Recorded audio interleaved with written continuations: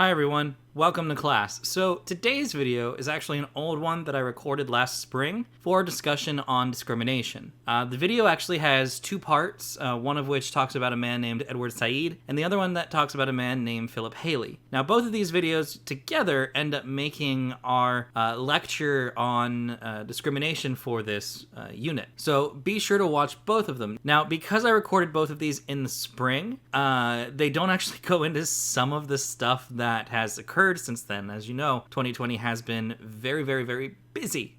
So George Floyd is not really mentioned. Neither is Breonna Taylor. You know, in the second video, we talk about BLM and we break down what the BLM is and the purpose of it and what the message of BLM is supposed to be. And yet, I don't make mention of George Floyd or Breonna Taylor or anything that's happened since essentially March. And again, the reason for that is because, well, it hadn't happened yet when I recorded it. So keep that in mind. But as you watch the video, as you hear the things that I'm talking about, as you look at the different versions of discrimination that are brought up, and as you listen to Edward Said and this idea of the perspective and the lens that he talks about, and you listen to Philip Haley's lecture about institutionalized cruelty and what it is to have a systemic issue, think about how these topics, these things that I'm mentioning, relate back to somebody like George Floyd or Breonna Taylor, the way that the court cases have been handled, the way that the indictment of Breonna Taylor's murdering police officers was handled, how they were only charged with reckless endangerment and not actually murder. Think about how these things all relate under the umbrella of discrimination that we've discussed with Edward Said and Philip Haley. And the reason I'm using these old lectures is because they're good. I like them a lot, and they cover everything that we need to. The just only unfortunate thing is it doesn't actually talk about George Floyd or Breonna Taylor now that we are in later 2020, and those should be things that we do mention. So I leave that to you. Think about it. Think about those cases and think about how those relate to discrimination, and enjoy this two-part lecture video. Hi, everyone. This week we're going to go ahead and talk about discrimination. Now, I don't have to go too into detail about the different types of discrimination that exist, as I'm sure you are all very aware with some of the more well-known and popular versions of discrimination. Things like racism and sexism, homophobia, transphobia, ageism, and the like. But what we're going to do in this video is I'm going to tell you all a couple of forms of discrimination that people tend not to know about a lot. Things like colorism, classism, which is fairly well known, but I want to go ahead and talk about that. Religious discrimination and national discrimination. So we're going to go ahead and talk about those. I'm then going to talk about the man known as Edward Said, Edward S-A-I-D. Edward Said, he was a Middle Eastern English professor and sociologist, and he had a lot of different ideas, and some of which are very applicable to our discussion here on discrimination, which will then lead us into the next video where we talk about a man named Philip Haley and the idea of systematic issues and problems and institutionalized cruelty. Excuse me. So we're going to go ahead and talk about all of that over the next two videos. Make sure that when you watch these videos, you then go and watch the other ones that I have put up. There should only be another two, and they're around the same length of this. I think you should be able to watch all four of these videos in, I would say, 20 to 30 minutes. I don't plan to talk very long. I will go ahead and give you a warning that the videos that you will see after the professor lectures are, they're not graphic, but they are, when you understand the context, they are a little trigger warning. So essentially what you will see in the video is you'll see two police officers approach an elderly man of color. He is from India. They are going to essentially assault this man and slam him onto the ground. And when they do so, the man's neck is broken and he is paralyzed from the neck down. So one of the videos that you will see is the actual dash cam footage of this, and then the video after that is a news story about this individual. Now, the reason I show these videos to you all in the class is to demonstrate kind of the situation that we see a lot of the time in the United States as far as discrimination goes, because this video and incident happened in Alabama. but to really just demonstrate the kind of consequences that come from this form of discrimination. Because those two officers, they were charged and tried, but they were essentially acquitted off of their charges when they broke a man's neck. And they did it for no justified cause, no reason whatsoever. But we'll talk about that a bit more in the next video. I just wanted to go ahead and give you that kind of warning and ideas to what we're going to be discussing over the next couple of videos. So discrimination, as you should all know, but to give you a quick definition, is when we use a particular factor or characteristic of an individual or group to essentially declare them as inferior or to declare ourselves as superior. So when we want to use a particular factor to essentially create a power dynamic of inferiority and superiority. So racism, for example, which is a very well-known version of discrimination, is when race is used to create this power dynamic. Now, some of the different versions of discrimination that most people tend not to know are things like colorism, classism, religious discrimination. Um, you can also find discrimination based off of body type. If you're bigger, I'm a bigger individual. There's discrimination based off of that. There's discrimination based off of if you are thin. There's discrimination based off of you're tall or short. People use a lot of different characteristics to establish this type of power dynamic that I'm better than you, you're lesser than me. Um, so, if you can imagine it, it probably is a form of discrimination that does exist. Now, that being said, just because there are a lot of different versions of discrimination, that does not mean that it is good or moral in any way. Just because there's so much of it, that does not then forgive people for discriminating. Discrimination is always wrong. So an example of discrimination, as I said a few times already, is colorism. Now, colorism is a form of discrimination that is closely linked to racism, but it is slightly different. Colorism is discrimination based off particularly of an individual's skin tone or skin shade. And this can often happen outside of a race, but also in a race. Me, for example, I am half Mexican, I'm Hispanic, and my mom is white, my dad is Mexican, he's a dark-skinned Mexican individual. And I grew up experiencing this form of discrimination in the way that my white friends always considered me Mexican, and my Mexican friends always considered me to be white, because I very much am coded white. I have a much more fair complexion because of my genetics from my mother. And so because of this, this is a form of discrimination that I have met with many times in my life, and to this day still deal with from time to time. If you are a mixed individual, you probably have experienced this in your lifetime, or if you are just someone who exists within a culture that has multiple different skin tones, then you very well also may experience this as well. This is a very popular form of discrimination within Asian communities, Mexican or Hispanic communities, the Black community. This colorism is a thing that exists. If you are too light or too dark within your community, then that is a form of colorism.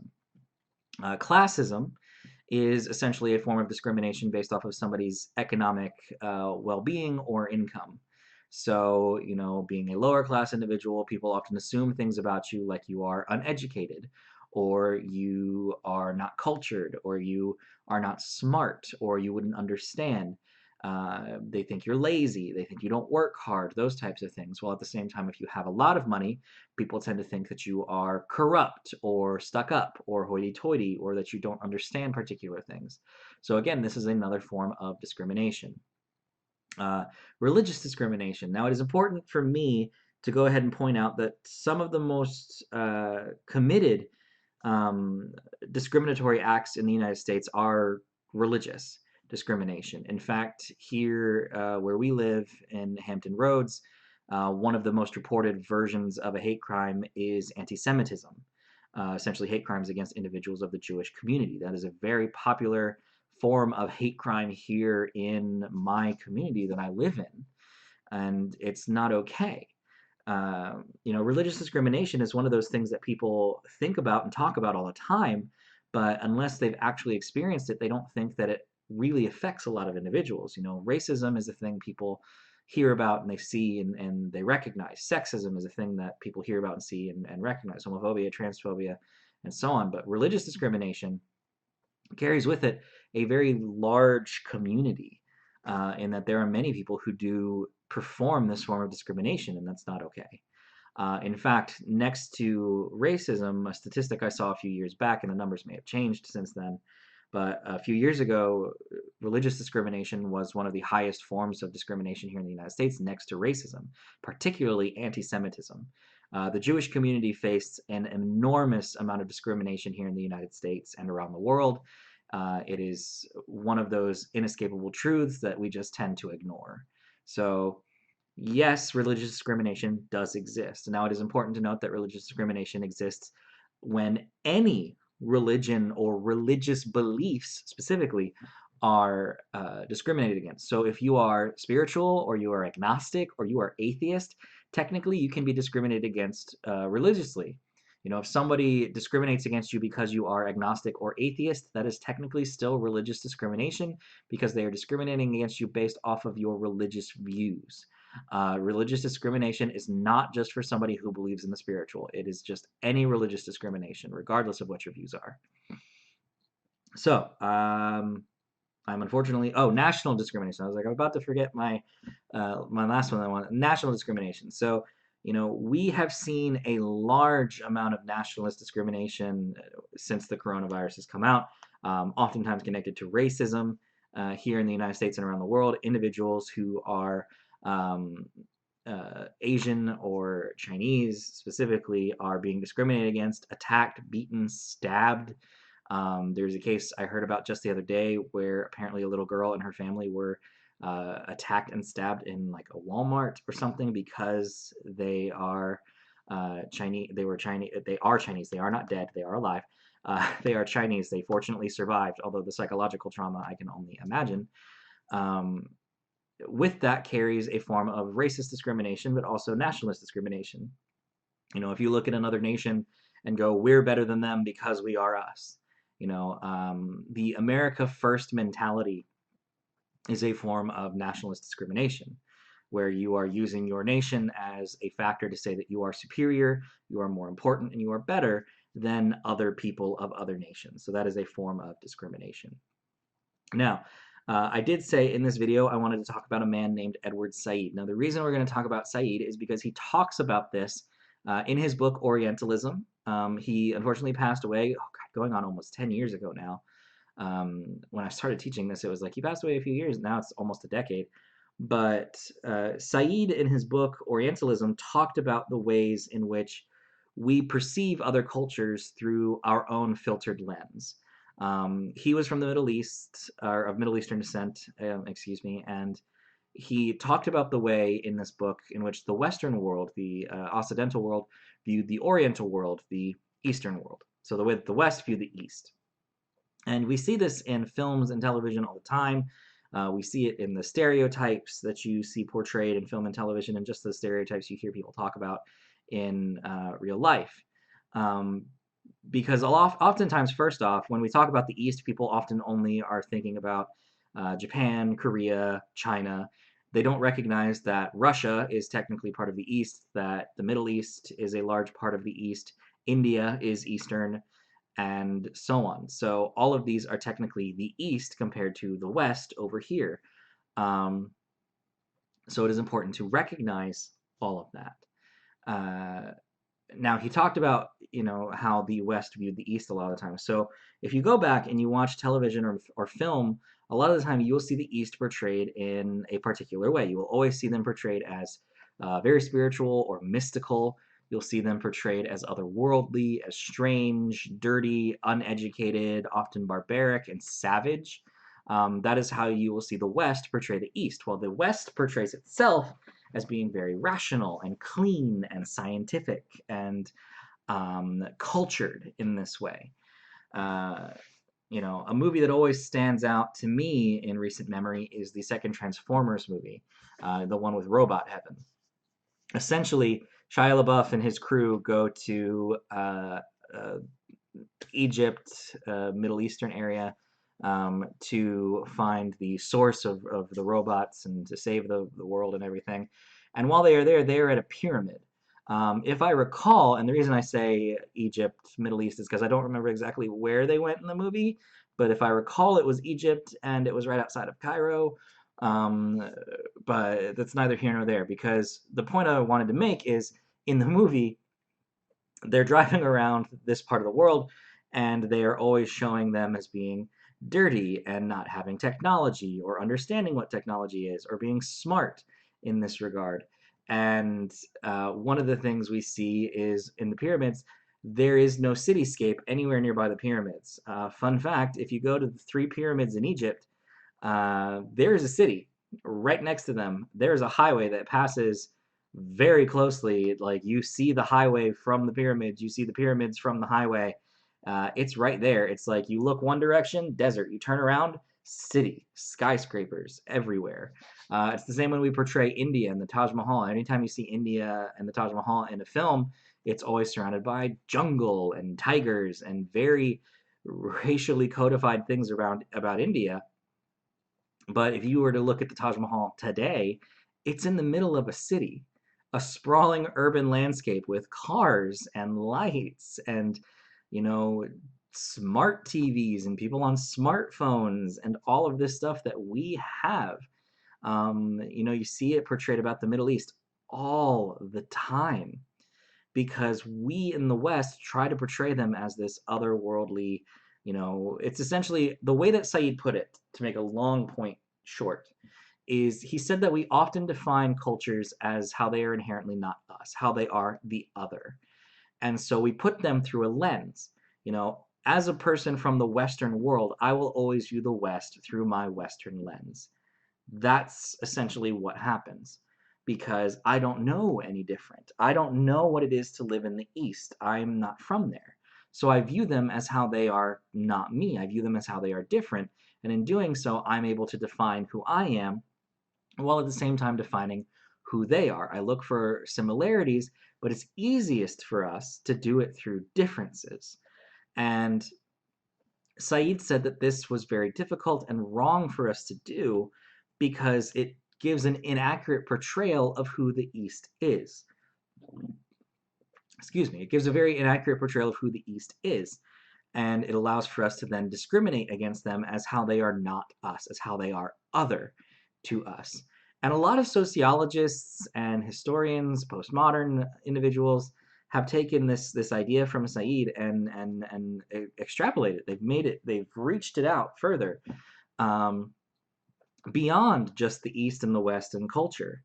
It is this lens that Said talks about, this lens that we view the world in, this point of view that is relatively mine, that I view the world in, that allows for me to then define anything else as being other.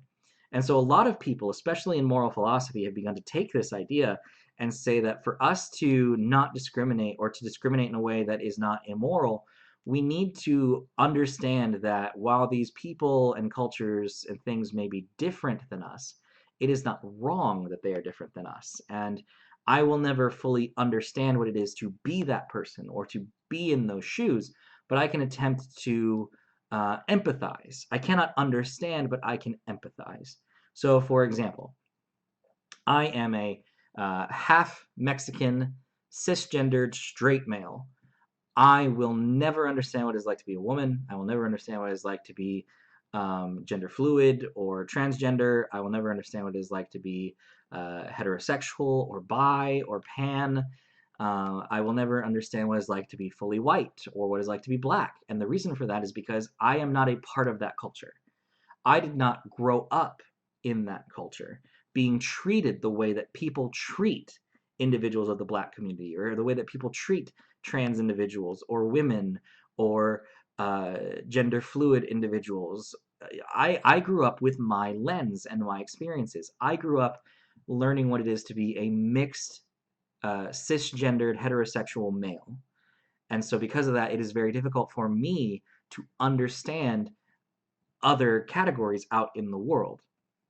But conversely, it is difficult for someone who is not mixed to understand what it's like to grow up mixed in the world. It's difficult for somebody who is not heterosexual to understand what it's like to be heterosexual in the world. And so we need to understand that doesn't our lens prevents us from fully understanding what it is like to be within those categories, but it does not prevent us from empathizing what it is like to be within those categories. I am, as I said, a cisgendered heterosexual male. I, because of this, am not a part of the LGBTQ community. I am an ally of this community. I very much support the LGBTQ community, and that is a very big part of my life to be an ally of that community. But I am not technically a part of that community. I am not gay, I am not lesbian, I am not trans, I am not bi, I am not queer or questioning, I am not asexual. I do not understand what it is to be treated the way that an LGBTQ individual is treated. And because of that, I will not fully ever understand what it is like to be an LGBTQ person in this world or in this community. But I can empathize with what it is to be an LGBTQ individual. I can listen to a person who identifies as queer, and I can listen to their problems and attempt to understand what it is for them to live the life that they have led, and I can listen to, empathize, and attempt to understand the problems that they are experiencing. Because just because I don't experience it does not mean that it doesn't exist. The lens that I view the world in does not show me that problem, that form of discrimination. But just because my lens does not show it to me does not mean that homophobia does not exist. Just because I've never been treated in a homophobic way does not mean that homophobia does not exist. It is my essentially moral obligation to attempt to empathize with that community and with people of that community to go, okay, I've never experienced the problem you're talking about, but I have seen it being done to other people, or I understand that it is something you are going through, and because it is something that you have experienced, it is a legitimate problem, and it is something that we need to work to rectify. So this was a very big part of Saeed's philosophy here, is that we want to ensure that people are not discriminated against, but we also want to ensure that people are not discriminated against simply because we claim it doesn't exist. And I'm sure all of you have probably heard some form of discrimination before, where people go, "Oh, well, it's 2020, racism doesn't exist anymore, or it's 2020, sexism doesn't exist anymore," because it doesn't exist in their lens. They haven't experienced it in their worldview. But just because it's not within somebody's worldview or lens does not then nullify the fact that it is a problem being experienced by other people. So in the next video, and this video went on a little long because Saeed is a bit complicated, so I needed to make sure we get into the details and nitty-gritty. But in the next video, we're going to continue this conversation, talking about Philip Haley and institutionalized cruelty. We'll briefly talk about the Black Lives Matter movement and how this idea of just because I doesn't see it, it doesn't exist, pervades a lot of that type of mentality of systematic issues. So yeah, I hope this made sense. If you have any questions, please feel free to email me or contact me, and we will talk about it. Bye.